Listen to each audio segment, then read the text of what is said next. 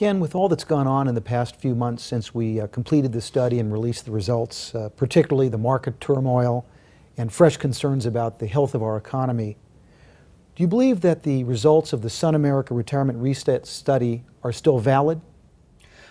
I'd almost say more valid. I think what we saw was a public realizing, boy, I don't know if I can count on these entitlements. I think I'm going to have to be more responsible. I don't think I ought to wade into the more aggressive investment waters. And so I think what we saw was a public bracing itself for a new kind of path to a secure, long life.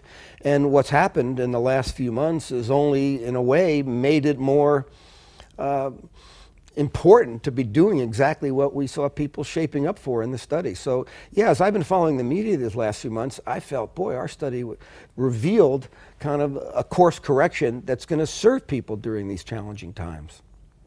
Jay, I also think that in the last few months there's been a lot more open and transparent and candid discussion about the real state of entitlements and the fact that we're heading for some financial problems unless we do some adjusting of all these things. And so more than ever, I think people are realizing that retirement planning is definitely not a do-it-yourself project, and you can't just assume that people are going to make this work for you. And also what we saw in the study, that 68% of people who had a financial advisor during these last years felt braced by that, were far more likely than people who did not have advice. They were far more likely to feel secure, to feel that they were going to make it through this okay, and that they were on a good track. And so for me, the last few months have just rattled the topic a little more, but even risen further to the surface the idea that people need to think seriously and responsibly and as far out in the future as they can about the life they want to be living in their own retirement. So Jay, in this interesting moment in time, why did you personally want to examine the state of retirement? Well, a lot has gone on in the last decade since we did the original revisioning retirement study. We've had 9/11 occur and the whole war on terror and wars in obviously Iraq, Afghanistan. We've gone through tremendous volatility in our markets at the beginning of the 21st century, obviously around the time of our global financial crisis in 2008.